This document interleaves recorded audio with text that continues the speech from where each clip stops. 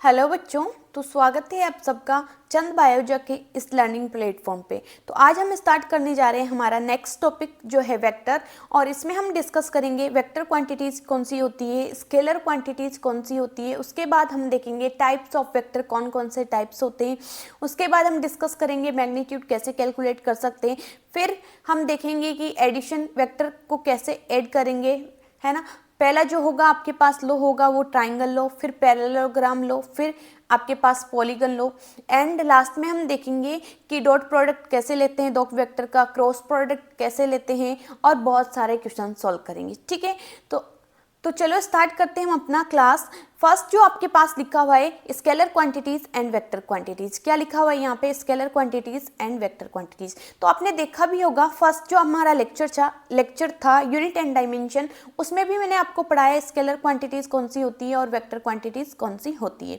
तो देखो scalar quantities the quantities which have only magnitude, the quantities which have only magnitude, जिनके पास only क्या होगा बेटा, मैग्नीट्यूड होगा, उसको हम क्या बोलेंगे, स्केलर क्वांटिटीज बोलेंगे। ठीक है, स्केलर क्वांटिटीज। और वेक्टर क्वांटिटीज कौन सी होती है, magnitude plus direction, magnitude plus direction, और वो वेक्टर एडिशन के लॉस को भी क्या करती हो, फॉलो करती हो। तो इन सबको क्या बोलेंगे आप, वेक्टर क्वांटिटी। जैसे आपने देखा है कि करंट की डायरेक्शन होती है, मैग्नीट्यूड होती है ना, बट ये वेक्टर एडिशन के लॉ को फॉलो नहीं करता, इसलिए करंट क्या होती है आपके पास, स्केलर क्वांटिटी होती है। क्या होती है, करंट स्केलर क्वांटिटी होती है।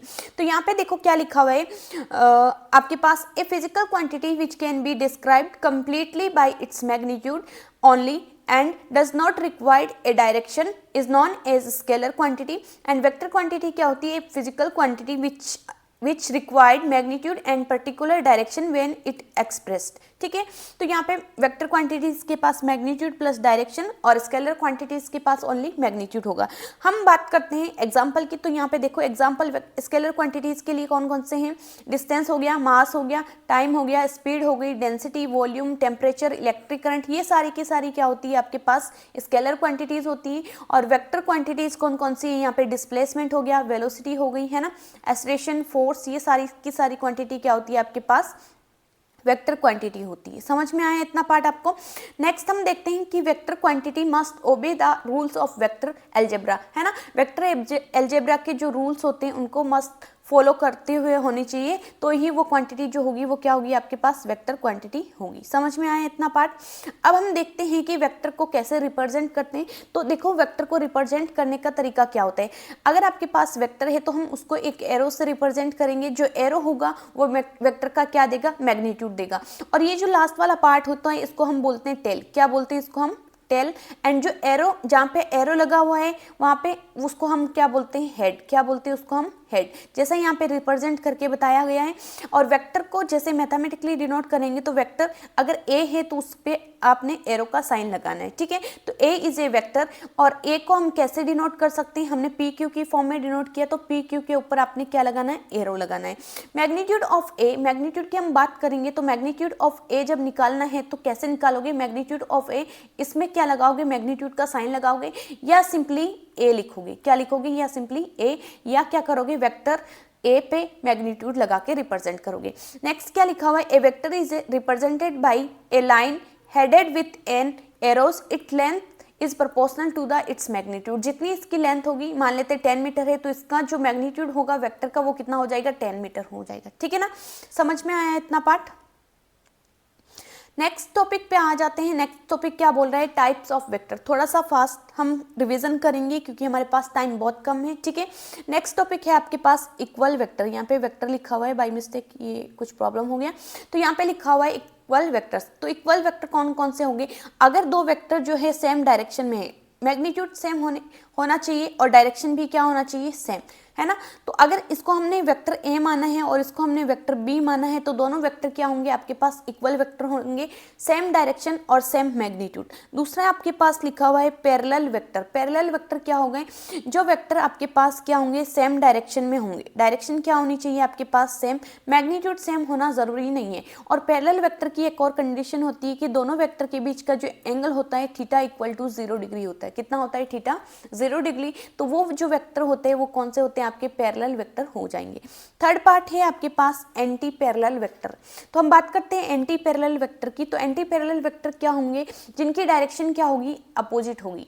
एक वेक्टर इस तरीके से है और दूसरा वेक्टर अपोजिट डायरेक्शन में इस तरीके से है, बी वेक्टर, तो इसको हम क्या बोलेंगे, एंटी पैरेलल वेक्टर बोलेंगे। ठीक है, मैग्नीट्यूड सेम होना जरूरी नहीं है, डायरेक्शन अपोजिट होनी चाहिए। और सेकंड पॉइंट क्या लिख सकते हैं हम यहाँ पे, एंगल जो होगा एंटी पैरेलल वेक्टर के बीच का वो कितना होगा, 180 डिग्री होगा। कितना होगा, 180 डिग्री। नेक्स्ट फोर्थ पार्ट है आपके पास कोलिनियर वेक्टर। कौन सा है, कोलिनियर वेक्टर। तो हम देखते हैं कि दो वेक्टर जो होते हैं कोलिनियर कब होते हैं, अगर दोनों वेक्टर किसी सेम लाइन में हो, जैसे यहाँ पे आपको डायग्राम्स में बताया गया है ए वेक्टर एंड बी वेक्टर दोनों एक सीधी लाइन के साथ कनेक्टेड हैं, तो ये जो वेक्टर होंगे वो आपके क्या होंगे, कोलिनियर वेक्टर होंगे, यानी एक ही लाइन में होंगे। अब देखो कोलिनियर जो वेक्टर है पैरेलल भी हो सकते हैं, एंटी पैरेलल भी हो सकते हैं, कोई दिक्कत नहीं। They can be expressed in the form of A equal to KB, A vector equal to K into vector B, ठीक है ना, where A and B are vectors, K is a scalar quantity, हम लिख सकते हैं इसको इस तरीके से। ठीक है, फिफ्थ पार्ट जो है आपके पास वेक्टर का वो है जीरो वेक्टर। कौन सा है, जीरो वेक्टर। जिस वेक्टर का मैग्नीट्यूड जीरो होता है और डायरेक्शन जो होती है आर्बिट्री, आर्बिट्री का मतलब होता है कोई भी डायरेक्शन नहीं हो सकती, वो वेक्टर कोई भी डायरेक्शन ले सकते हैं अपने हिसाब से। ठीक है, उसको हम बोलेंगे क्या, जीरो वेक्टर बोलेंगे। क्या बोलेंगे उसको, जीरो वेक्टर बोलेंगे। ठीक है, नेक्स्ट हमारे पास 6 नंबर जो पार्ट आता है वो है आपके पास यूनिट वेक्टर। 6 नंबर का कौन सा वेक्टर है, यूनिट वेक्टर। यूनिट वेक्टर जिसका मैग्नीट्यूड क्या होता है, 1। क्या होता है बेटा, जिसका मैग्नीट्यूड 1 होता है उसको हम क्या बोलेंगे, unit vector. Unit vector for a, कोई वेक्टर अगर आपके पास ए है, इसका यूनिट वेक्टर कैसे रिप्रेजेंट करते हैं, ए के ऊपर कैप लगा दो, A cap, read as A cap, ठीक है ना, और ए है, ठीक है ना, हम ए कैप से पढ़ेंगे। और डिफाइन कैसे करेंगे ए कैप को, A cap equal to vector upon magnitude of vector, है ना। यूनिट वेक्टर को कैसे डिफाइन करते हैं, vector upon magnitude of vector. ठीक है, समझ में आया इतना पार्ट। नेक्स्ट क्या लिखा हुआ है, we can say that unit vector gives us the direction of the vector. जो यूनिट वेक्टर होता है वो क्या देता है, डायरेक्शन, जो भी आपका वेक्टर है उसकी डायरेक्शन देता है। जैसे बी वेक्टर है आपके पास तो बी का यूनिट वेक्टर बी की डायरेक्शन देगा, पी वेक्टर है कोई तो पी का यूनिट वेक्टर आपको क्या देगा, वेक्टर पी की डायरेक्शन देगा। समझ में आया इतना पार्ट। 7th पार्ट है आपके पास ऑर्थोगोनल यूनिट वेक्टर। बात करते हैं ऑर्थोगोनल यूनिट वेक्टर। देखो ऑर्थोगोनल का मतलब आपको समझ में आना चाहिए कि आपके पास थीटा की जो वैल्यू होगी वो कितनी होगी, 90 डिग्री होगी दो वेक्टर के बीच। ठीक है, जैसे हम बात करते हैं हमारे कोऑर्डिनेट सिस्टम की, तो कोऑर्डिनेट सिस्टम में क्या होता है, जैसे यहाँ पे बताया गया है ये वाला एक्सिस एक्स एक्सिस है, यहाँ पे ये वाई एक्सिस और यहाँ पे कौन सा है, जेड एक्सिस। तो अब देखो यहाँ पे जो डायरेक्शन हम बताते हैं कोऑर्डिनेट सिस्टम में, एक्स डायरेक्शन को हम किसके यूनिट वेक्टर से बताते हैं, आई कैप, है ना, और वाई डायरेक्शन एक्स कोऑर्डिनेट की डायरेक्शन, है ना, वाई एक्सिस पे जो भी आपके पास वैल्यूज हैं उसकी डायरेक्शन हम जे कैप से बताते हैं, और आपके पास जेड एक्सिस पे कोई भी आपके पास वैल्यूज है तो उसकी डायरेक्शन हम कैसे बताएंगे, के कैप वेक्टर से बताएंगे। समझ में आया इतना। नेक्स्ट बात करते हैं एक्सियल वेक्टर। तो एक्सियल वेक्टर के बारे में बताओ क्या लिखा हुआ है, these represent rotational effect and are always along the axis of rotation in accordance with right hand screw rule, angular velocity and torque, ये सारे के सारे क्या होते हैं, एक्सियल वेक्टर होते हैं। देखो अच्छे से यहाँ पे रोटेशन जो होगा क्या होता है, यहाँ पे एंटी क्लॉकवाइज रोटेशन है, तो देखो आपका राइट हैंड जो थंब रहेगा वो क्या करेगा, ऊपर की तरफ डायरेक्शन को शो करेगा, है ना।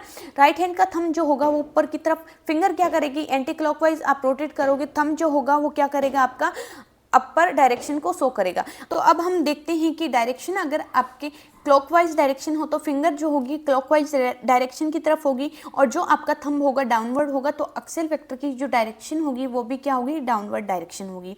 नेक्स्ट 9th नंबर पे जो आपके पास वेक्टर है वो कौन सा है, कोप्लेनर वेक्टर। कोप्लेनर वेक्टर का मतलब ये होता है कि जो आपके वेक्टर है वो क्या होता है, सेम प्लेन में होते हैं, है ना।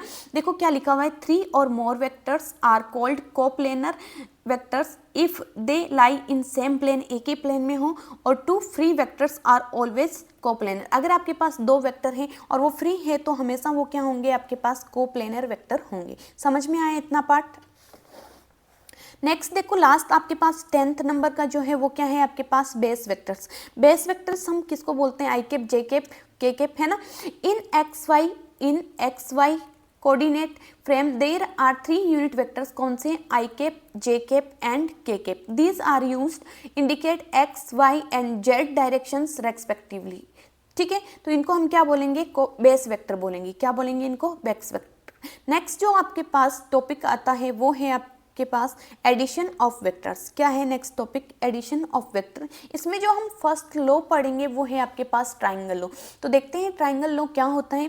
Triangle law of vector addition of two vector, दो वेक्टर को ऐड करने के लिए जो ट्राइंगल लॉ है उसके बारे में हम डिस्कस करने जा रहे हैं। देखो क्या लिखा हुआ है, if two non zero vectors are represented by two sides of triangle, दो साइड ट्राइंगल की उसको रिप्रेजेंट कर रहे हैं in the same order. Same order का मतलब ये हुआ कि अगर एक वेक्टर इस तरीके से है तो दूसरा वेक्टर आपका इस तरीके से होगा, ठीक है ना, in the same order. Then the resultant is given by the closing side of triangle in opposite order, ठीक है ना। तो रिजल्टेंट जो वेक्टर होगा तो फर्स्ट वेक्टर की टेल को आपको मिलाना पड़ेगा किसके? सेकंड वेक्टर के हेड को, तो इसको हम बोलेंगे क्लोजिंग वेक्टर, ठीक है ना, इन अपोजिट डायरेक्शन। ठीक है, जो रिजल्टेंट, देखो डायग्राम से मैं आपको अच्छे से समझा दूं, इधर मैंने डायग्राम बना के रखा है। यहाँ से ओ से ए लगा के जो वेक्टर है आपके पास वो वेक्टर ए है, ए से बी तक का जो वेक्टर है वो वेक्टर बी है। इन दोनों का रिजल्टेंट वेक्टर जो होगा उसको हमने क्या करा, यहाँ से पहले वेक्टर की टेल को दूसरे वेक्टर के हेड से मिलाए। यहाँ पे टेल है पहले वेक्टर की और यहाँ पे हेड है दूसरे वेक्टर का। जब टेल को हेड से मिलाओगे तो यहाँ पे आपके पास रिजल्टेंट वेक्टर आएगा, और रिजल्टेंट वेक्टर क्या होगा? आर इक्वल टू आपके पास vector A plus vector B. और वेक्टर ए क्या है बेटा? O A, and vector B क्या है? A B. तो यहाँ पे मैंने ओ बी इक्वल टू क्या लिखा? ओ ए प्लस ए बी। अभी क्वेश्चन सॉल्व करवाऊंगी इसी पे बेस्ट, आगे बहुत सारे क्वेश्चन मैंने ऐड करके रखे, ठीक है। चलो नेक्स्ट देखते हैं हम पैरेललोग्राम लॉ, ठीक है ना। तो पैरेललोग्राम लॉ क्या कहता है? अब अच्छे से देखो, आपके पास दो वेक्टर हैं, ठीक है। देखो डेरिवेशन जो है आपका ट्राइंगल लॉ और पैरेललोग्राम लॉ दोनों का सेम है, तो मैं एक का करवा दे रही हूँ, रिजल्ट दोनों में सेम आएंगे, ठीक है ना। तो आपका कोई सा भी आप लॉ यूज करो, रिजल्ट आपके दोनों के सेम आएंगे, ठीक है ना। तो यहाँ पे हमने क्या करा, एक पैरेललोग्राम डिजाइन किया, ठीक है। इस वेक्टर को हमने ए नाम दिया और दूसरी वाली जो साइड है उसको हमने बी नाम दिया। अब उसके बाद हमने क्या करा, इन दोनों का रिजल्टेंट जो होगा क्या करेगा, किसी एंगल आपका अल्फा पे आर वेक्टर होगा, और ये जो टोटल एंगल है आपका, टोटल एंगल है यहाँ पे थीटा है। टोटल एंगल कितना है यहाँ पे? थीटा। जब हम क्या करेंगे, अब इसको जैसे इसको पैरेललोग्राम से ज्वाइन करवा दिया, इस तरीके से बना दिया, और हम क्या करेंगे, यहाँ से एस वाला जो पॉइंट है यहाँ से परपेंडिकुलर ड्रॉ करेंगे किस पे? ये वाला जो इनिशियल आपका वेक्टर है, वेक्टर ए को आगे बढ़ा के, ठीक है। यहाँ पे 90 डिग्री का एंगल बन जाएगा, और ये जो एंगल होगा आपके पास वो भी कितना होगा? थीटा एंगल होगा, ठीक है। अब हम बात करते हैं यहाँ पे ये जो वेक्टर है आपके पास ओ क्यू, वो कितना है? बी वेक्टर है। तो यहाँ से पी से लगा के एस तक का जो वेक्टर होगा वो भी कितना होगा आपके पास? बी वेक्टर होगा, है ना, सिंपली। तो अब देखो बी के कंपोनेंट लेने हैं हमने किस डायरेक्शन में? एक्स डायरेक्शन और आपके पास वाई डायरेक्शन, ये वाली एक्स डायरेक्शन, ये वाली वाई डायरेक्शन, ठीक है। तो हम लेते हैं किसके? बी के कंपोनेंट। देखो बी को पकड़ना है, थीटा घूमना है, जब थीटा घूमोगे तो किससे मल्टीप्लाई करोगे? कोस थीटा से। तो पी से एन तक का जो वैल्यू आएगा आपके पास वो कितना होगा? बी कोस थीटा होगा। कितना होगा? B cos theta. और ये जो आपके पास P से यहाँ पे एक अलग नाम दे देते हैं, जैसे Z नाम लिख लो, है ना। P से Z जो होगा वो क्या होगा? B साइन थीटा हो जाएगा। क्या हो जाएगा? B sine theta. अब देखो P से Z की डिस्टेंस और N से S की डिस्टेंस इक्वल है, तो यहाँ पे लिख दिया है B साइन थीटा, ठीक है, क्योंकि इक्वल है, ठीक है। तो यहाँ पे इतना पार्ट समझ में आया आपको। जो डिस्टेंस है आपकी O से लगा के N तक की वो कितनी है? A वेक्टर, यहाँ पे इसका मैग्नीट्यूड A, और फिर यहाँ P से N तक की डिस्टेंस जो होगी वो कितनी होगी? B cos theta. तो A plus B cos theta आ जाएगा, और यहाँ से S N जो होगा वो किसके इक्वल होगा? B साइन थीटा के इक्वल हो जाएगा। देखो यहाँ पे एक ट्राइंगल बन रहा है, कौन सा ट्राइंगल? ओ देखो इसमें लिखा हुआ है, वही हम सिंबल यूज लेते हैं यहाँ पे, इन ट्राइंगल ONS। तो O यहाँ पे रहा, N यहाँ पे रहा और S यहाँ पे रहा। ये जो बड़ा सा ट्राइंगल बन रहा है, उस ट्राइंगल में हम क्या लगाएंगे? Pythagoras theorem. पाइथागोरस थ्योरम यानी हाइपोटेनियस का स्क्वायर प्लस आपके पास क्या होगा? बेस का स्क्वायर प्लस परपेंडिकुलर का स्क्वायर। तो हाइपोटेनियस कितना है इस ट्राइंगल का? OS जो है हाइपोटेनियस, OS का स्क्वायर प्लस बेस कितना है? ON का स्क्वायर, एंड आपके पास क्या है? परपेंडिकुलर कितना है? SN का स्क्वायर, ठीक है। अब देखो OS को हमने क्या माना? रिजल्टेंट वेक्टर, तो R का स्क्वायर। ON जो है वो है A plus B cos theta, A plus B cos theta का होल स्क्वायर, प्लस जो आपके पास SN है वो कितना है? B sine theta. तो यहाँ पे पुट करेंगे B साइन थीटा का होल स्क्वायर, ठीक है। अब इसको जब ब्रैकेट को हम ओपन करेंगे तो यहाँ पे ए प्लस बी का होल स्क्वायर वाला फॉर्मूला लगाएंगे। वो क्या होता है, देखो ए प्लस बी का होल स्क्वायर, इसको हम कैसे लिखते हैं, equal to A square plus आपके पास क्या है B square plus 2ab cos theta, ठीक है ना, ए बी कोस थीटा, इस तरीके से हम लिखेंगे। तो देखो यहाँ पे मैंने ओपन करा है तो क्या लिखा है, ए का स्क्वायर प्लस बी का स्क्वायर, यहाँ पे ऊपर वाली लाइन में ए का square plus B square cos square theta, यहाँ पे बी है, ठीक है, प्लस 2ab, 2 इंटू ए कितना है आपके पास ए है, बी कितना है B cos theta, 2ab cos theta, समझ में आया, 2ab बेटा कोस थीटा नहीं रखना है यहाँ पे, ठीक है, प्लस आपके पास यहाँ पे बी साइन, यहाँ पे क्या लिखा हुआ है बी साइन थीटा का स्क्वायर, तो B square sine square theta हो जाएगा, समझ में आया इतना। अब हम क्या करेंगे, यहाँ पे ये जो टर्म है आपकी ये वाली बी कोस स्क्वायर थीटा, यहाँ पे बी साइन स्क्वायर थीटा, इसमें से बी स्क्वायर कॉमन लेना है, तो R square equal to A square plus B square, bracket में क्या बचेगा, यहाँ पे कोस स्क्वायर थीटा, यहाँ पे साइन स्क्वायर थीटा, तो कोस square theta sine square theta और यहाँ पे 2ab कोस थीटा, ऐसा का ऐसा हमने यहाँ पे लिख दिया, ठीक है। अब हम नीचे क्या करेंगे, हमको पता है sign square theta plus cos square theta क्या होता है, 1 होता है ना, sign square theta plus cos square theta क्या होता है आपके पास 1 होता है, ठीक है। तो यहाँ पे हमने क्या लिखा, 1 लिख दिया इन दोनों की जगह, तो R square equal to A square plus B square plus 2ab cos theta. अब देखो दोनों साइड में हम क्या लेंगे, स्क्वायर रूट लेंगे, जब स्क्वायर रूट लेंगे तो हमारे पास क्या आएगा, R equal to under the root A square plus B square plus 2ab cos theta, ये आपके पास रिजल्टेंट का फॉर्मूला आ जाएगा, ठीक है। अब देखो हमने यहाँ पे एज्यूम क्या है, जो देखो डायग्राम में मैं अच्छे से समझाती हूँ, यहाँ पे जो आपके पास एंगल बन रहा है वेक्टर ए से, रिजल्टेंट जो वेक्टर है आर, वो वेक्टर ए से कितना एंगल बना रहा है, अल्फा एंगल, तो हमने आप देखना है कि जो अल्फा एंगल है वो कितना है, तो tan अल्फा इक्वल टू क्या होता है, परपेंडिकुलर, परपेंडिकुलर कितना है आपके पास SN अपॉन बेस, बेस कितना है आपके पास ON है ना, तो SN कितना है b साइन थीटा और ON कितना है आपके पास a plus B cos theta, तो tan अल्फा की जो फॉर्मूला आएगा आपके पास वो क्या आएगा, b sine theta perpendicular upon base, base कितना है a plus B cos theta, ये आपको याद रखना है। दोनों फॉर्मूले बहुत ही इंपॉर्टेंट है, मैंने ब्रैकेट करके रखा है, आपको याद रखना है, स्टार मार्क भी कर दे रही हूँ, ठीक है। बहुत सारे क्वेश्चंस पूछे जाएंगे, 11th class complete, 12th class complete, हर एक जगह ये रिजल्टेंट वाला फॉर्मूला तो यूज होगा ही होगा, इसको तो भूलना भी नहीं है, ठीक है। नेक्स्ट जो आपके पास आता है वो है आपके पास स्पेशल केसेस। स्पेशल केसेस की हम बात करते हैं, जैसे हमारे पास रिजल्टेंट का फॉर्मूला आया कौन सा बेटा, R equal to under the root A square plus B square plus 2ab cos theta, ठीक है, ये हमारे पास रिजल्टेंट का फॉर्मूला है। तो देखो हमने क्या माना है, जो थीटा है, थीटा किसके बीच का एंगल था, वेक्टर ए एंड बी के बीच का एंगल, ठीक है। तो थीटा अगर हमने 0 पुट किया, थीटा अगर 0 पुट किया, इसका मतलब मैंने जब टाइप्स ऑफ वेक्टर पढ़ाया तो उसमें मैंने बताया कि अगर थीटा 0 होगा तो वेक्टर कौन से होंगे, पैरेलल वेक्टर होंगे, तो यहाँ पे मैंने लिख दिया पैरेलल वेक्टर, है ना।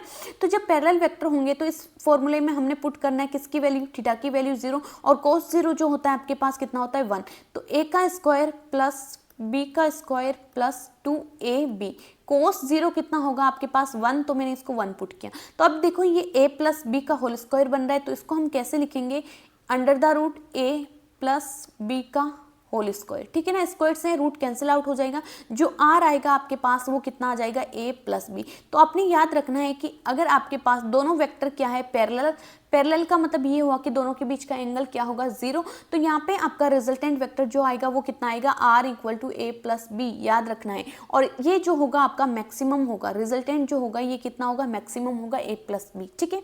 अब देखो नेक्स्ट पॉइंट आपके पास लिखा हुआ है, if theta equal to 180 degree, theta कितना है आपके पास 180 डिग्री, जब थीटा 180 डिग्री होता है तो कौन से वेक्टर होते हैं आपके पास, एंटी पैरेलल वेक्टर, और anti parallel vector theta 180 degree, यानी यहाँ पे थीटा की जगह आप क्या पुट करोगे, 180 डिग्री पुट करोगे। जब 180 डिग्री पुट करोगे तो कोस 180 कितना होगा आपके पास -1 होगा। जब -1 लिखोगे यहाँ पे, तो यहाँ पे आगे मैं इधर लिख दे रही हूँ रिजल्टेंट का फॉर्मूला, इधर लिख देती हूँ, है ना, आर इक्वल टू आपके पास under the root A square plus B square plus 2ab cos 180, cos 180 कितना होगा -1 हो जाएगा, है ना। तो ये आपके पास a माइनस बी का होल स्क्वायर बनेगा, ठीक है। तो under the root a minus B का होल स्क्वायर, ठीक है। तो यहाँ पे a माइनस बी आ जाएगा, कितना आएगा, resultant r equal to a minus B, ठीक है। तो यहाँ पे मैंने लिखा r equal to a minus B.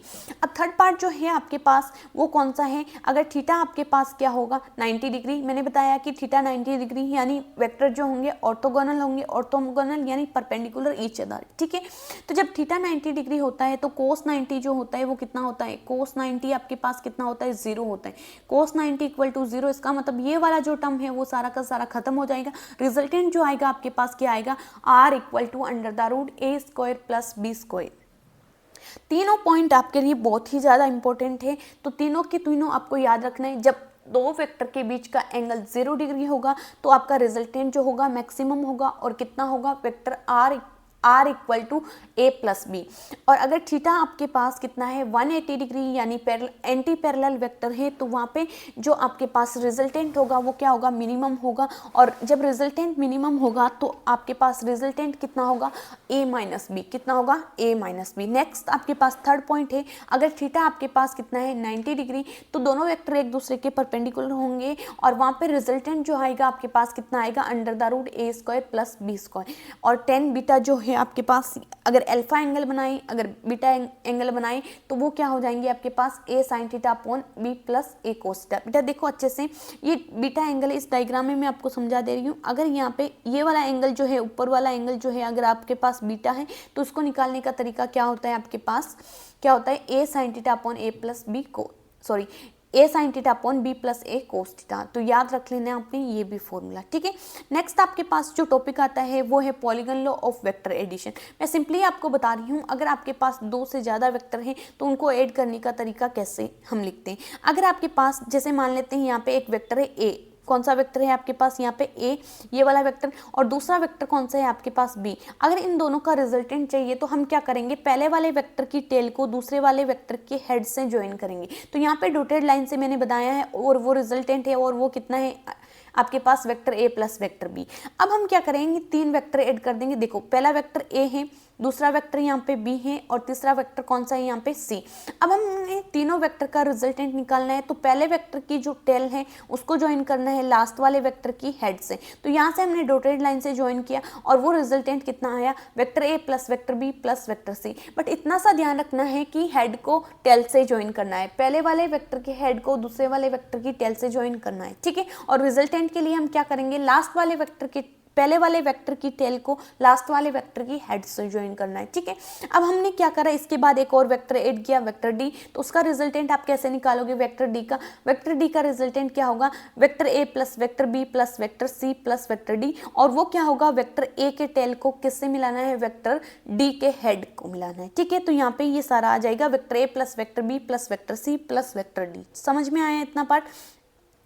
अब लास्ट पार्ट आपके पास ये भी, अगर हमने ऐसा वेक्टर को ज्वाइन कर दिया, यहाँ पे वेक्टर ई है और यहाँ पे वेक्टर डी है, और वो भी किसके इक्वल हो जाएगा, वेक्टर आर के इक्वल हो जाएगा, ठीक है ना। इसका मतलब ये हुआ आपके पास कि vector A plus vector B plus vector C plus vector D भी आर है, और vector E plus vector D भी क्या है आपके पास, आर। तो इसका मतलब vector A plus B plus C plus D equal हो जाएगा किसके, वेक्टर ई प्लस डी के इक्वल हो जाएगा, ठीक है। तो यहाँ पे देख लो अच्छे से मैंने लिखा है, रिजल्टेंट जो वेक्टर है आपके पास वो कितना हो जाएगा, R equal to A plus B plus C plus D, है ना। यहाँ पे इसको ज्वाइन नहीं करना है, ई ये बाय मिस्टेक लिख दिया है, ठीक है। यहाँ पे डी तक होगा, और ये ही किसके इक्वल होगा, रफ नहीं हो रहा है, ठीक है। और यही किसके इक्वल हो जाएगा आपके पास, ई को मैं हटा दे रही हूँ, और ये जो है आपके पास किसके इक्वल हो जाएगा, vector E plus vector D के इक्वल हो जाएगा, ठीक है। इतना पार्ट समझ में आया। अब हम देखते हैं properties of vector addition, important है, क्वेश्चन पूछ लिया जाता है, ठीक है। फिर हम देखेंगे की नोट्स क्या लिखा हुआ है। Properties of vector addition is commutative. Commutative का मतलब ये हो कि अगर ए वेक्टर में हमने बी को ऐड किया है और हमने दोबारा क्या करा, बी वेक्टर में ए को ऐड किया, तो रिजल्ट जो आएगा आपका क्या आएगा, इक्वल आएगा। नेक्स्ट प्रॉपर्टी आपके पास कौन सी है, vector addition is associative. Vector addition जो होता है एसोसिएटिव होता है, इसका मतलब ये होता है कि अगर आपके पास एक वेक्टर ए, दूसरा वेक्टर बी और तीसरा वेक्टर सी, तो हम क्या करेंगे, पहले वेक्टर बी और सी को ऐड करेंगे और उसको क्या किस में ऐड करेंगे, वेक्टर ए में, और दूसरे केस में हम क्या करेंगे, वेक्टर ए को बी के साथ ऐड करेंगे और उन दोनों को ऐड करने के बाद सी में ऐड करेंगे। तो जो आपका फाइनल रिजल्ट आएगा वो क्या होगा, इक्वल ही होगा, कुछ भी चेंजेस नहीं आएगा। देखो की रिजल्ट रिजल्ट में नोट्स में क्या लिखा हुआ है, resultant of two unequal vector can not be zero. अगर आपके पास दो अनइक्वल वेक्टर है तो उनका रिजल्टेंट कभी भी जीरो नहीं हो सकता है ना। Resultant of three coplanar vector में और may not be zero. Coplanar vector है आपके पास अगर तीन, तो उनका जो रिजल्टेंट होगा वो जीरो हो भी सकता है और नहीं भी हो सकता है। Resultant of three non zero coplanar vector can not be zero. अगर आपके पास तीन कोप्लेनर वेक्टर हैं, ठीक है ना, तो उनका रिजल्टेंट कभी भी जीरो नहीं हो सकता है। स्टार मार्क कर लो, कभी कभी क्वेश्चंस में सीधा पूछ लिया जाता है, ठीक है, तो ये भी आपको याद रखना है, ठीक है।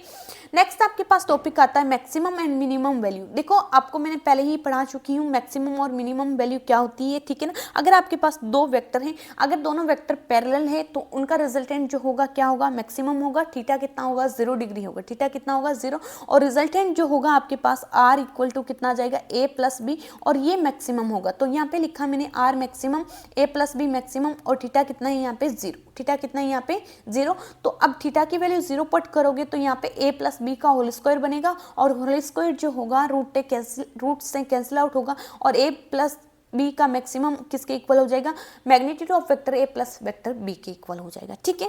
दोबारा हमने देखना है दो अगर आपके पास वेक्टर है तो उनका मिनिमम वैल्यू, जब वो दोनों क्या होंगे, एंटी पैरेलल होंगे, और उनका एंगल, उनके बीच का एंगल जो होगा 180 डिग्री होगा, तो रिजल्टेंट जो होगा मिनिमम होगा, और वो कितना होगा, a माइनस बी, जैसा कि यहाँ पे लिखा है, याद रखना है आपने, ठीक है ना। तो a प्लस बी का मिनिमम इक्वल टू क्या होगा, magnitude of vector A minus magnitude of vector B, ठीक है।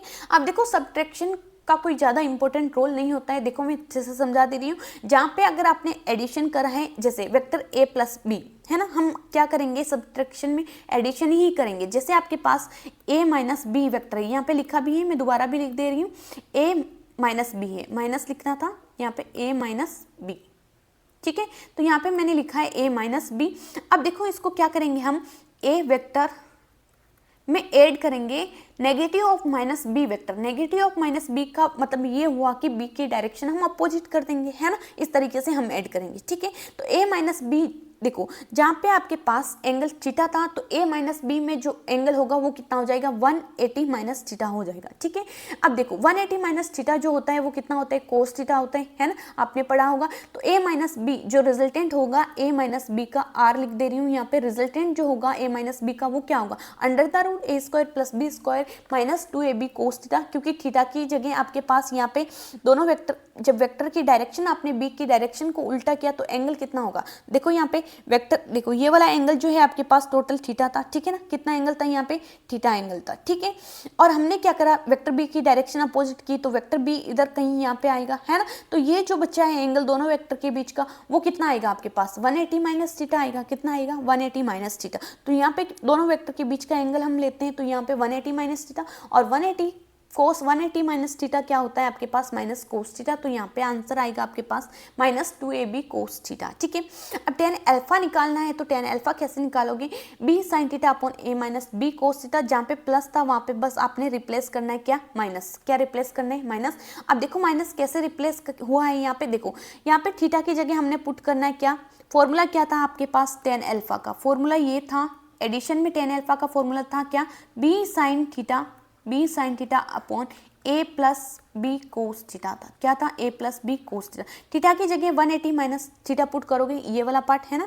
तो यहाँ पे ये सिखाया है कि कैसे वो वाला फॉर्मूला आया, ठीक है। तो tan अल्फा इक्वल टू, देखो इस फॉर्मूले में थीटा की जगह 180 माइनस थीटा पुट करोगे, और यहाँ पे कोस थीटा की जगह 180 माइनस थीटा पुट करोगे, तो साइन 180 माइनस थीटा कितना होगा, साइन थीटा होगा। तो यहाँ पे साइन थीटा लिख दिया। यहाँ पे कोस 180 माइनस थीटा क्या होता है, माइनस कोस थीटा होता है। तो यहाँ पे क्या लिखा है आपने, 180 माइनस थीटा क्या होता है, माइनस कोस थीटा। तो यहाँ पे हमने लिख दिया a minus B cos theta. समझ में आया इतना पार्ट, क्लियर है सभी बच्चों को। अगर कोई भी डाउट आपको रहता है तो कमेंट बॉक्स में लिख के बताइए, तो ताकि मैं उसको नेक्स्ट लेक्चर में रिजॉल्व करने का ट्राई करूँगी, ठीक है। आपके पास नेक्स्ट जो है आपको मैंने लिखा है यहाँ पे, स्पेशल केसेस कौन कौन से होते हैं। If two vectors have equal magnitude a and b equal है, और हमने इसको एज्यूम करा किसके इक्वल है, a के equal, and angle between them is theta, दोनों के बीच का एंगल जो है कितना है, थीटा है। जब थीटा एंगल है तो हमने निकालना है a माइनस बी का रिजल्टेंट निकालना है। तो कैसे निकालोगे, अंडर द रूट a की जगह भी आपने क्या पुट करना है, जैसे ये फॉर्मूला आपके पास under the root a square plus B square minus 2ab cos theta, a की जगह आप स्मॉल ए क्योंकि इक्वल है, बी की जगह भी स्मॉल ए और 2ab, ए की जगह ए फिर बी की जगह भी ए, तो यहाँ पे 2a² cos थीटा। ठीक है, इसको जब सॉल्व करेंगे आप तो आपके पास क्या आंसर आएगा, 2a sin थीटा बाई 2। कितना आंसर आएगा, 2a sin थीटा बाई 2। तो अब हम लिखते हैं, देखो इफ, अब हम देखते हैं नेक्स्ट एग्जाम्पल जो क्या लिखा हुआ है, if theta equal to 60 degree then 2a sin 30। देखो 60 को 2 से डिवाइड करोगे तो यहाँ पे कितना आ जाएगा, 2a sin थीटा बाई 2 है ना, तो 60/2 कितना होगा, 30 डिग्री। तो 2a यहाँ पे लिखोगे, 2a इंटू साइन 30 कितना होता है, 1/2। तो 2 से 2 कैंसिल आउट हो जाएगा और आंसर आपके पास कितना आएगा, a आ जाएगा। तो difference of two unit vector at 60 degree is also a unit vector, ये आपको समझना है यहाँ पे। ठीक है, नेक्स्ट आपके पास जो टॉपिक है वो है रिजोल्यूशन ऑफ वेक्टर। अगर आपके पास एक वेक्टर है, ठीक है, तो उनको कैसे कंपोनेंट के फॉर्म में कन्वर्ट करते हैं, कैसे लिखते हैं, वो सारी चीजें हम इसमें समझेंगे। कंसिडर ए वेक्टर आर, आपके पास एक वेक्टर है R in X Y plane. देखो ये वाला जो है आपके पास एक्स एक्सिस है, यहाँ पे क्या है, वाई एक्सिस। ठीक है, वो वेक्टर जो है किस प्लेन में है, एक्स वाई प्लेन में। If we draw orthogonal vectors R X R Y, देखो इसका एक ऑर्थोगोनल वेक्टर यहाँ पे आर एक्स होगा, जिसको हमने आर एक्स बोला एक्स डायरेक्शन में।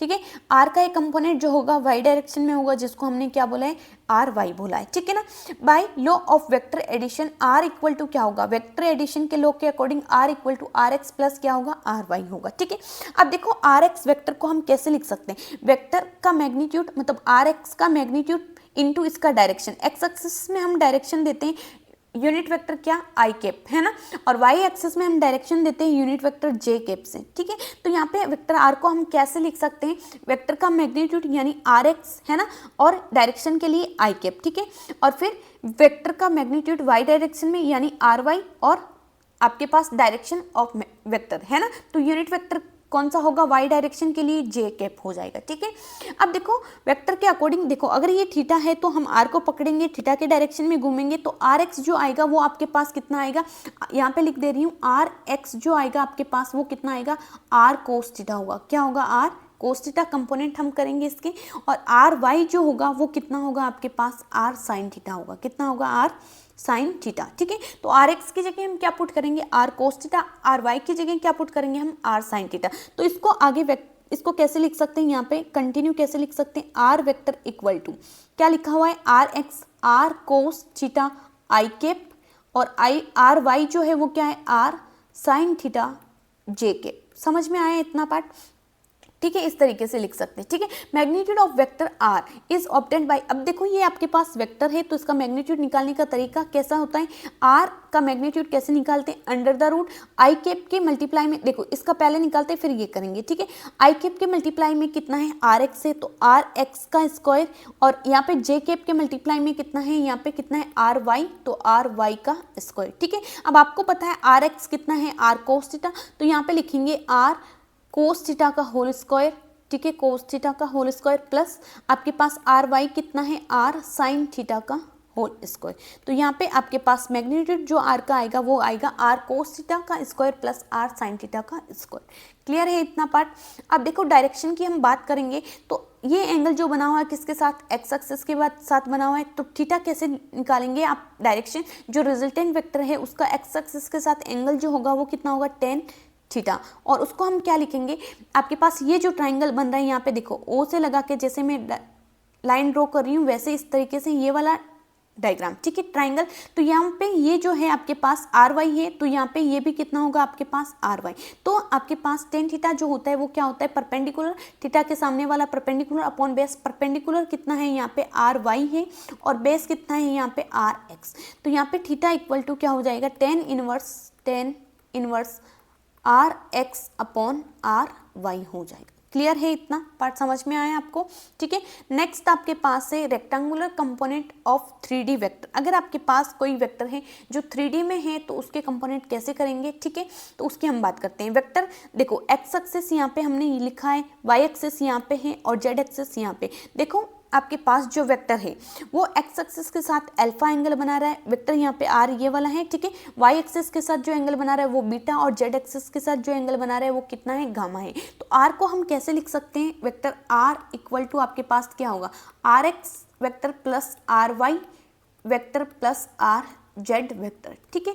अब देखो हम बात करते हैं आर एक्स वेक्टर की, तो आर एक्स का मैग्नीट्यूड उस डायरेक्शन का यूनिट वेक्टर ऐसे ही लिखोगे, है ना। तो आर एक्स का मैग्नीट्यूड कितना है, आपके पास आर एक्स है और कौन से पे है, एक्स एक्सिस पे है, तो यहाँ पे यूनिट वेक्टर जो होगा आई कैप होगा, ठीक है। आर वाई का मैग्नीट्यूड और direction J cap plus R Z magnitude into K cap जो होगी डायरेक्शन हो जाएगी। तो वेक्टर आर को रिप्रेजेंट करेंगे R X plus R X I cap plus R Y Z cap J cap plus R Z K cap. समझ में आया इतना पार्ट।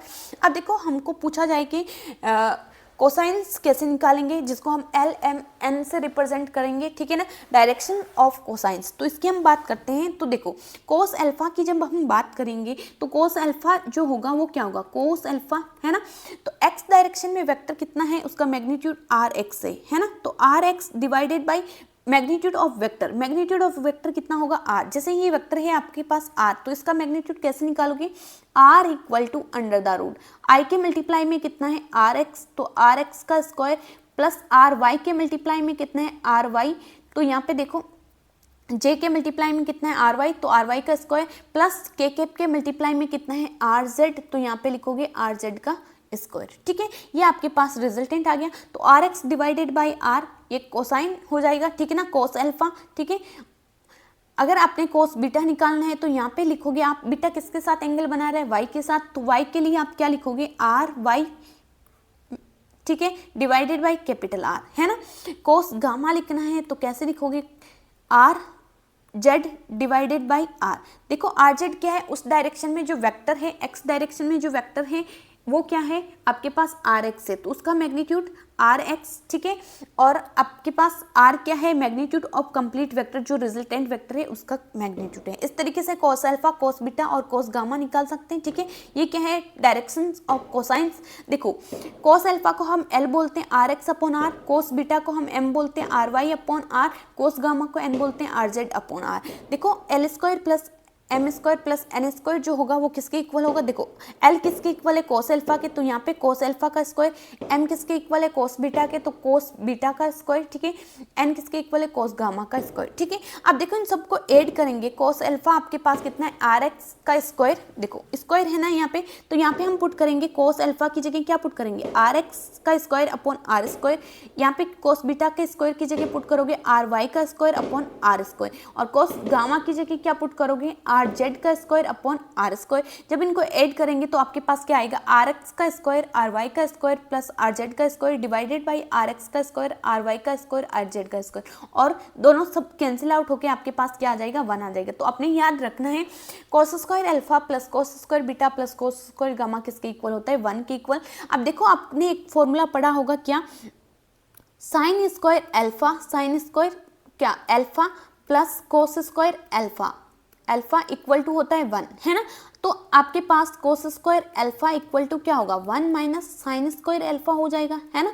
तो यहाँ पे कोस स्क्वायर अल्फा की जगह हमने पुट किया क्या, sine square alpha, cos square beta की जगह 1 minus sine square beta, cos square gamma की जगह 1 minus sine square gamma put करा, ठीक है। तो यहाँ पे देखो क्या आएगा, यहाँ पे देखो 3 minus sine square alpha minus sine square beta minus sine square gamma equal to 1। अब देखो हमारे पास 3, देखो यहाँ पे लिख के बता दे रही हूँ क्या बनेगा, 3 minus sine square alpha minus sine square beta minus sine square gamma, ठीक है, और इक्वल टू 1। अब हम क्या करेंगे, 1 को इधर ले आएंगे और इन सबको उधर लेके जाएंगे, तो हमारे पास जो आंसर आएगा साइन स्क्वायर अल्फा क्या होगा, कोस sign square alpha plus sign square beta plus sign square gamma, वो किसके इक्वल हो जाएगा, 2 के इक्वल हो जाएगा। क्लियर है इतना पार्ट सबको, ठीक है। अब हम बात करते हैं स्केलर प्रोडक्ट क्या होते हैं, फिर हम डॉट प्रोडक्ट, और लास्ट में हमारे पास बहुत सारे क्वेश्चंस हैं तो हम क्वेश्चंस प्रैक्टिस करेंगे, ठीक है। देखो स्केलर प्रोडक्ट को हम क्या बोलते हैं, डॉट प्रोडक्ट बोलते हैं, ठीक है। Dot product of two vectors is defined as the product of the magnitude of vectors with cosine of angle between them, है ना। दोनों के अगर हमने माना कि यहाँ पे एक वेक्टर है ए, कौन सा वेक्टर है आपके पास, वेक्टर ए, और यहाँ पे एक दूसरा वेक्टर है जिसको हमने माना है वेक्टर बी, इन दोनों के बीच का एंगल थीटा है, तो ए डॉट बी कैसे डिफाइन होगा, magnitude of vector A magnitude of vector B and cosine of the angle between them, दोनों के बीच का एंगल कितना है आपके पास, थीटा, तो कोस थीटा लिखेंगे, है ना। अब यहाँ से हमने अगर थीटा निकालना है तो देखो कोस थीटा जो होगा वो किसके इक्वल होगा, A dot B, A dot B upon क्या हो जाएगा, A multiply by B, A का मैग्नीट्यूड मल्टीप्लाई बाई बी का मैग्नीट्यूड। थीटा निकालना है तो क्या होगा, cos inverse vector A dot vector B divided by magnitude of A multiply by magnitude of B. ठीक है, तो यहाँ पे एंगल कैलकुलेट करना है तो इस तरीके से आप कैलकुलेट कर सकते हैं। प्रॉपर्टीज की हम बात करते हैं तो प्रॉपर्टीज कौन कौन सी है डॉट प्रोडक्ट के लिए, देखो इट इज कम्यूटेटिव, इसका मतलब होता है कि ए डॉट बी, ए को डॉट लो किसके साथ, बी के साथ, या बी का डॉट लो किसके साथ, ए के साथ, दोनों इक्वल होगा। अभी बताऊंगी कि कैसे डॉट प्रोडक्ट करते हैं, है ना। इट इज डिस्ट्रीब्यूटिव, इसका मतलब ये हुआ कि पहले अगर आपके पास तीन वेक्टर हैं, कौन कौन से, ए vector, B vector, C vector, तो क्या करना है, पहले ए बी प्लस सी को क्या करना है, ऐड करना है, और फिर ए का क्या करना है, डॉट प्रोडक्ट करना है किसके साथ, बी प्लस सी के साथ। और या क्या कर सकते हैं आप, ए को डॉट प्रोडक्ट करेंगे बी के साथ प्लस ए को डॉट प्रोडक्ट करेंगे सी के साथ, तो आपका रिजल्ट क्या होगा, सेम होगा। तो इसका मतलब ये हुआ कि आपके पास डॉट प्रोडक्ट जो होगा वो क्या होगा, डिस्ट्रीब्यूटिव इन नेचर होगा। स्पेशल केस की हम बात करेंगे, डॉट प्रोडक्ट मैक्सिमम कब होगा, जब कोस थीटा जो होगा मैक्सिमम होगा। देखो ए और बी क्या है, मैग्नीट्यूड, तो ये तो हमेशा प्लस होंगे, है ना। अब थीटा पे वेरी करेगा कि कब मैक्सिमम होगा कब मिनिमम होगा। अगर जो कोस थीटा है वो आपके पास क्या होगा, मैक्सिमम होगा, तो कोस मैक्सिमम कब होता है, थीटा इक्वल टू 0 डिग्री पे। तो ए डॉट बी जो होगा वो कितना होगा आपके पास, ए डॉट बी कितना होगा, A dot B, A multiply by B, cos theta को हम क्या लिखेंगे, 1 लिखेंगे, तो यहाँ पे आंसर आएगा आपके पास ए मल्टीप्लाई बाई बी। जब दोनों वेक्टर पैरेलल होंगे तो डॉट प्रोडक्ट जो होगा मैक्सिमम होगा। यहाँ पे मिनिमम नहीं बोल सकते, 0 बोलेंगे। मिनिमम के लिए हम नेक्स्ट पॉइंट बना लेते हैं, यहाँ पे मिनिमम एक और पॉइंट रह गया, थीटा इक्वल टू 180 डिग्री। ठीक है, जब मिनिमम होगा डॉट प्रोडक्ट। ठीक है, तो बात करते हैं नेक्स्ट पॉइंट जो है 0। जब थीटा की वैल्यू आपने 90 डिग्री पुट किया तो कोस 90 जो होता है कितना होता है, 0। बहुत ही ज़्यादा इंपॉर्टेंट है, बहुत ही सारे क्वेश्चंस पूछे जाते हैं आपके एग्जामिनेशन में। ए डॉट बी, अगर दो वेक्टर आपके पास ऑर्थोगोनल हैं उसमें आपको एक वेरिएबल दिया जाएगा और वहाँ पे आपको उस वेरिएबल को कैलकुलेट करने के लिए बोला जाएगा। ठीक है, तो इंपॉर्टेंट है, याद रखना है, दो वेक्टर अगर ऑर्थोगोनल है तो उनका डॉट प्रोडक्ट कितना होगा, 0 होगा। ठीक है, अगर हम मिनिमम की बात करेंगे तो थीटा, कोस थीटा की वैल्यू, कोस थीटा मिनिमम कब होता है, जब थीटा की वैल्यू 180 डिग्री होता है और कोस 180 कितना होता है, -1 होता है ना। तो यहाँ पे ए डॉट बी जो होगा किस केस में, मिनिमम वाले केस में, जब एंगल की वैल्यू हमने पुट की कितना 180 डिग्री, तो ए डॉट बी जो होगा वो आपके पास कितना आएगा, -AB आ जाएगा। कितना आ जाएगा, -AB।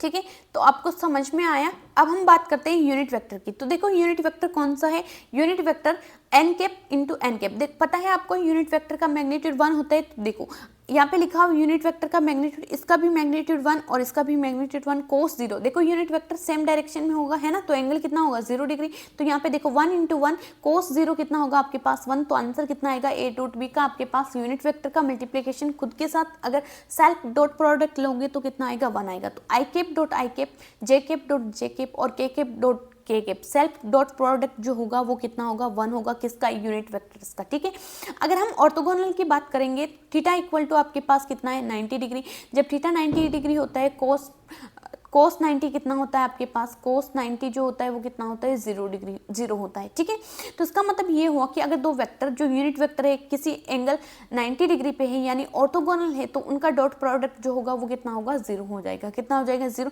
इसका मतलब आई को जब जे से मल्टीप्लाई करोगे तो भी 0 आएगा, जे को के से मल्टीप्लाई करोगे तब भी 0, एंड के को आई से मल्टीप्लाई करोगे तब भी क्या होगा, 0। इन टर्म्स ऑफ कंपोनेंट की हम बात करेंगे। अगर हमारे पास एक वेक्टर है जिसको हमने ए बोला, उसको कंपोनेंट की फॉर्म में हमने लिखा ए x I cap plus A Y J cap plus A Z K cap, और दूसरा वेक्टर हमारे पास बी है जिसको कंपोनेंट की फॉर्म में लिखा B x I cap B Y J cap plus B Z K cap, यहाँ पे लिखा है। ठीक है, तो इनका डॉट प्रोडक्ट क्या होगा, देखो अच्छे से आपको पता है कि इस वाले पार्ट को देखो, पहले अलग अलग हम सॉल्व करेंगे, इसको यहाँ से मल्टीप्लाई करोगे इससे, तो देखो I cap multiply by I cap कितना होगा, 1 हो जाएगा, A X multiply by B X, तो यहाँ पे लिखा है एक्स इंटू बी एक्स। अब हम इसी को हम मल्टीप्लाई करेंगे किसके साथ, इस वाले पार्ट के साथ, बी वाई के साथ, है ना।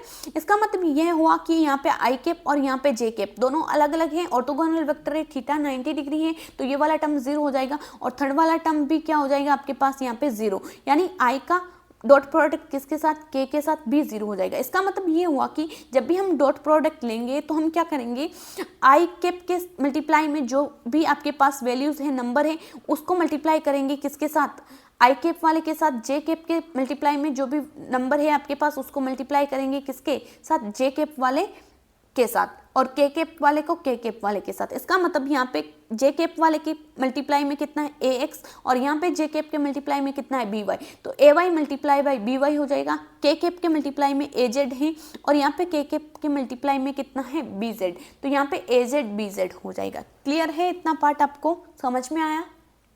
चलो नेक्स्ट हम देखते हैं वेक्टर प्रोडक्ट यानी क्रॉस प्रोडक्ट, जिसको हम बोलते हैं क्रॉस प्रोडक्ट। देखो अगर आपके पास कोई दो वेक्टर हैं, ठीक है, उनका अगर मल्टीप्लाई करेंगे तो आपके पास रिजल्ट क्या आएगा, क्या आएगा रिजल्ट। अगर वेक्टर आता है तो उसको हम क्या बोलेंगे, वेक्टर प्रोडक्ट या cross product. A vector having magnitude equal to the product of the magnitude of two vectors with sine of angle. Angle किसका है बेटा, साइन है ना, sine of angle between them and direction perpendicular to the plane. Direction जो होगी cross product की वो क्या होगी, perpendicular to the plane containing two vectors in accordance with the right hand screw rule. Right hand screw rule है ना, तो उसके अकॉर्डिंग आपने क्या करना है, direction right hand thumb rule के अकॉर्डिंग दे सकते हैं। ठीक है, तो देखो अच्छे से क्या लिखा हुआ है यहाँ पे, है ना। आपके पास क्रॉस प्रोडक्ट डिफाइन कैसे होगा, अगर आपके पास दो वेक्टर है, यहाँ पे वेक्टर ए और वेक्टर बी, हमने क्रॉस प्रोडक्ट लेना है वेक्टर ए का किसके साथ, वेक्टर बी के साथ, है ना। तो यहाँ पे जब वेक्टर बी के साथ अपने क्रॉस प्रोडक्ट लेना है तो कैसे डिफाइन करोगे, A B into sine theta, और एन कैप क्या होगा, डायरेक्शन ऑफ द वेक्टर, जिसको हम राइट हैंड थंब रूल के अकॉर्डिंग डायरेक्शन देंगे। ठीक है, इतना क्लियर हुआ। अब देखो हम देखेंगे प्रॉपर्टीज ऑफ वेक्टर प्रोडक्ट, है ना। Vector product is a always vector. Vector जो प्रोडक्ट होगा वो खुद रिजल्टेंट जो देगा वो भी क्या होगा, आपका आंसर भी क्या होगा, वेक्टर होगा, है ना। Perpendicular to the plane of A and B, जो वेक्टर जिस प्लेन में है ए और बी उसके परपेंडिकुलर जो होगा आपका रिजल्टेंट का डायरेक्शन होगा। ठीक है, अब यहाँ पे जो होगा आपके पास वेक्टर प्रोडक्ट जो होता है वो नॉट कम्यूटेटिव होता है। कम्यूटेटिव का मतलब अगर ए का क्रॉस प्रोडक्ट लेंगे बी के साथ और बी का क्रॉस प्रोडक्ट लेंगे ए के साथ, अगर इक्वल आता है तो हम बोलेंगे कम्यूटेटिव है। अब देखो क्रॉस प्रोडक्ट इक्वल तो आता है, मैग्नीट्यूड तो इक्वल आता है, बट डायरेक्शन जो होगी आपकी अपोजिट होती। तो ए क्रॉस बी की हम बात करेंगे तो उसकी डायरेक्शन अपवर्ड होगी, तो बी क्रॉस ए की डायरेक्शन क्या होगी, डाउनवर्ड होगी, है ना। इस तरीके से यहाँ पे डायरेक्शन अपोजिट होने की वजह से क्या होगा, जो आपका वेक्टर प्रोडक्ट होगा वो कम्यूटेटिव नहीं होगा। ठीक है, अब देखो ए क्रॉस बी का मैग्नीट्यूड जो होता है वो कितना होता है, ए बी साइन थीटा होता है। डायरेक्शन को हम हटा देंगे, जो एन कैप डायरेक्शन होती है। अगर थीटा आपका 90 डिग्री होगा तो क्रॉस प्रोडक्ट जो होगा वो मैक्सिमम होगा। तो ए क्रॉस बी मैक्सिमम कब होगा, जब थीटा 90 डिग्री होगा, और साइन 90 कितना होता है आपके पास 1 होता है, जैसा कि आपको पता है ना। Sine 90 equal to sine theta नहीं, यहाँ पे 90, साइन 90 इक्वल टू कितना होगा, 1 होगा। तो साइन 90 की वैल्यू यहाँ पे 1 पुट करोगे तो आपके पास ए बी एन कैप आ जाएगा। ठीक है, क्लियर है। क्रॉस प्रोडक्ट मैक्सिमम होगा जब दोनों वेक्टर क्या होंगे, ऑर्थोगोनल होंगे। ठीक है, नेक्स्ट आपके पास है vector product calculation and area. ठीक है, तो कैसे आपने प्रोडक्ट को कैलकुलेट करोगे वेक्टर प्रोडक्ट को, पहले तो आपने ये याद रखना है यूनिट वेक्टर को आप यूनिट वेक्टर का आप क्रॉस प्रोडक्ट लेते हो तो क्या आता है आपके पास, है ना। तो अब देखो अच्छे से हमने यहाँ पे एक डायग्राम बना के रखा है यूनिट वेक्टर क्रॉस प्रोडक्ट। ठीक है, तो अगर आपने क्या मल्टीप्लाई किया, क्लॉकवाइज डायरेक्शन में आप घूम रहे हो, यानी आई का मल्टीप्लाई क्रॉस प्रोडक्ट लिया। यहाँ पे देखो आई का क्रॉस प्रोडक्ट लिया किसके साथ, जे के साथ। जे का क्रॉस प्रोडक्ट आपने लिया किसके साथ, के के साथ, है ना।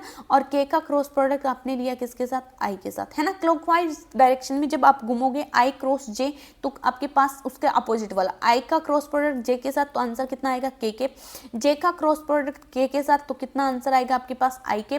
और के का क्रॉस प्रोडक्ट अपने साथ, के का क्रॉस प्रोडक्ट आई के साथ, तो कितना आंसर आएगा, जे के पा जाएगा। क्लियर है इतना पार्ट आपको। अगर हम रिवर्स एंटी क्लॉकवाइज बात करेंगे तो इसका माइनस हो जाएगा, है ना। क्या होगा बेटा, जब आपने जे को रफ कर देती हूँ मैं एक बार दोबारा समझाने के लिए, उल्टा हम बात कर रहे हैं। ठीक है, इसके अपोजिट डायरेक्शन में एंटी क्लॉकवाइज डायरेक्शन। ठीक है, तो जब हम एंटी क्लॉकवाइज डायरेक्शन की बात करेंगे, यानी आई को मल्टीप्लाई करेंगे किसके साथ, यहाँ से जे से स्टार्ट हुआ है ना, तो जे को मल्टीप्लाई करेंगे किसके साथ, आई के साथ। देखो यहाँ पे लिखा है जे क्रॉस आई, तो आपके पास माइनस के पाएगा, क्योंकि डायरेक्शन कौन सी, एंटी क्लॉकवाइज, है ना।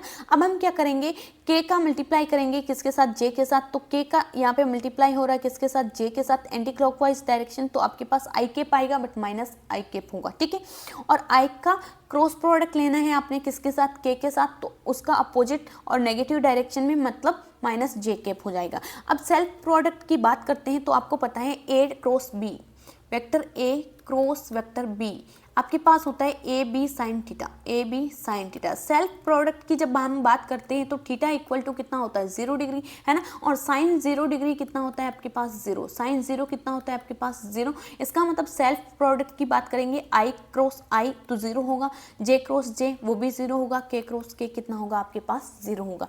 अब हम कंपोनेंट की टर्म्स में अगर क्रॉस प्रोडक्ट की बात करेंगे तो अब हम उसको कैसे सॉल्व करेंगे, मैट्रिक्स बना के सॉल्व करना आसान होता है, ऐसे अगर सिंपली आप सॉल्व करने जाओगे तो आपके लिए डिफिकल्ट हो जाएगा, ठीक है। तो मैट्रिक्स की फॉर्म में आप लिखोगे कैसे, आई cap J cap K cap, है ना, और यहाँ पे माइनस आई कैप लिख देना है, ठीक है।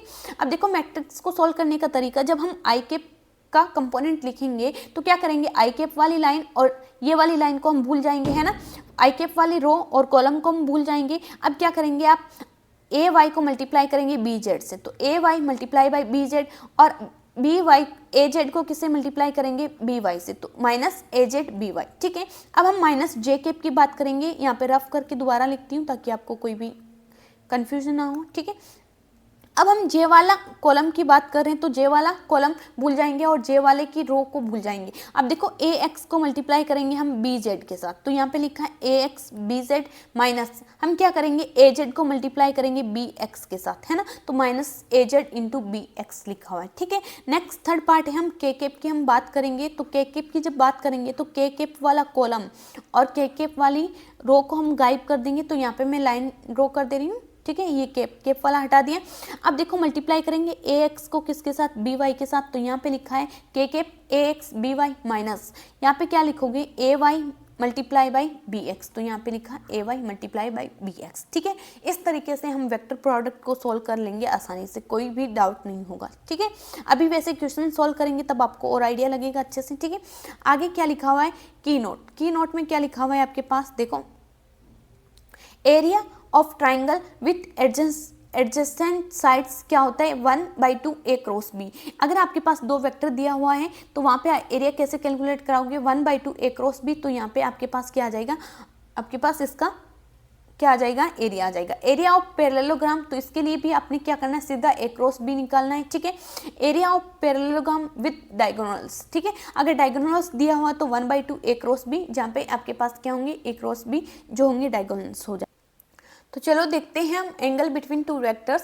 तो यहाँ पे देखो वेक्टर ए और बी के बीच का हमने एंगल फाइंड आउट करना है, तो एंगल फाइंड आउट करने के लिए हमको क्या करना पड़ेगा, टेल को टेल से ज्वाइन करवाना है या हेड को हेड से ज्वाइन करवाना है, और उसके बाद क्या करना है, एंगल देखना है। इसमें हम पैरेलल शिफ्टिंग का यूज लेंगे और आंसर निकालेंगे, ठीक है। तो देखो अच्छे से आपके पास क्या होगा, जो एंगल होगा उसकी रेंज जो होगी थीटा के इक्वल और less than equal to 180 degree होगी, ठीक है ना। 180 डिग्री से जो बड़े एंगल है उसको हमने नहीं बताना है, ठीक है।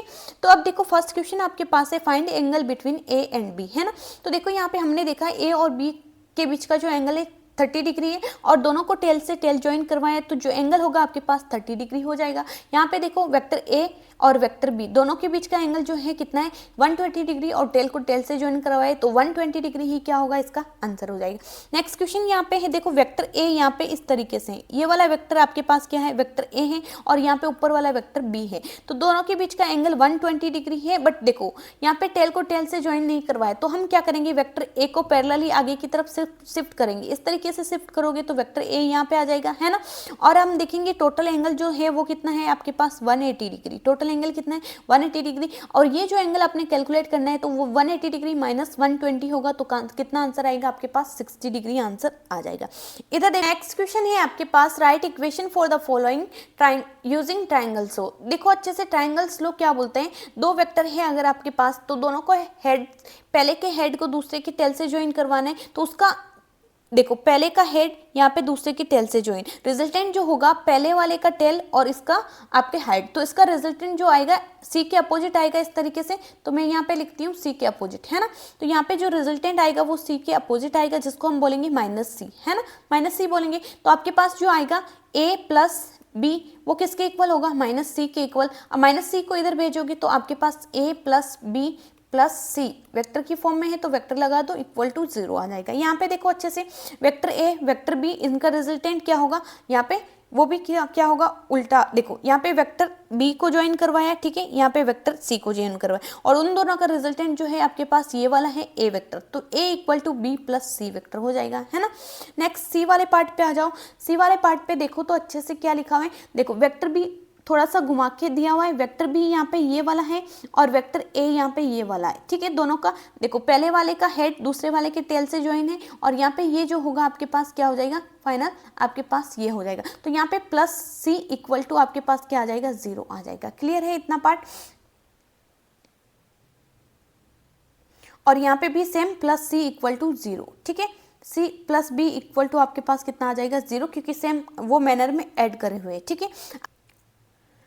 तो अब देखते हैं हम नेक्स्ट क्वेश्चन क्या बोल रहा है। A man moves 4 metre in east direction then 3 metre in north direction, find the resultant displacement of man. हमने क्या करना है, जो आपका मैन है उसका रिजल्टेंट डिस्प्लेसमेंट फाइंड करना है। तो यहाँ पे देखो अच्छे से, ये है जो आपके पास 4 मीटर डिस्टेंस है, यहाँ पे 3 मीटर है। तो हम क्या करेंगे, इनिशियल को फाइनल से ज्वाइन करवाएंगे। तो हम देख रहे हैं कि यहाँ पे क्या कर रहा है, ये राइट एंगल ट्राइंगल बन रहा है, तो सीधा पाइथागोरस थ्योरम लगाएंगे। Pythagoras theorem R equal to आपके पास क्या आ जाएगा, आर इक्वल टू आपके पास क्या आएगा, under the root A square plus B square. A square कितना है, 4 का स्क्वायर 16 प्लस बी स्क्वायर कितना है 9, 3 का स्क्वायर। तो ये क्या हो जाएगा, अंडर द रूट 25, और वो कितना आएगा आपके पास 5 मीटर, ठीक है। तो यहाँ पे 5 metre in 37 degree north of east, या इसको कैसे बोल सकते हैं, 5 metre in 53 degree east of north, ठीक है। दोनों ही करेक्ट है। नेक्स्ट क्या लिखा है, find the resultant of force of the force on, है ना। इन दोनों का रिजल्टेंट कैलकुलेट करना है। तो रिजल्टेंट कैलकुलेट करने के लिए दोनों के बीच का एंगल हमने स्मॉल एंगल लेना है। कौन सा एंगल लेना है, स्मॉल एंगल लेना है। तो स्मॉल एंगल कितना है आपके पास 30 डिग्री। तो रिजल्टेंट कहीं यहाँ बीच से निकलेगा, ठीक है। तो रिजल्टेंट आर इक्वल टू आपके पास क्या होगा, अंडर द रूट ए का स्क्वायर यानी 10 का स्क्वायर प्लस बी का स्क्वायर यानी 10 का square plus 2ab 2 into 10 into 10 cos theta. Cos theta कितना है आपके पास 30 डिग्री है, सॉरी 60 डिग्री। तो कोस 60 कितना होता है आपके पास 1/2 होता है। कोस 60 कितना होता है 1/2, 2 से 2 कैंसिल आउट हो जाएगा, है ना। तो यहाँ पे आपके पास कितना आंसर आएगा, 300 आंसर आएगा। देखो 100 प्लस 100 प्लस 100, तो टोटल कितना होगा 300 होगा। और यहाँ पे क्या होगा, रिजल्टेंट जो होगा √3 इंटू 10, ठीक है, √3 इंटू 10। और इसको हम कैसे लिखेंगे, 10√3 जो आपका आएगा रिजल्टेंट आ जाएगा, ठीक है। यहाँ पे √3 10 इन 60 degree of north of east, ठीक है। नेक्स्ट आपके पास जो क्वेश्चन है वो है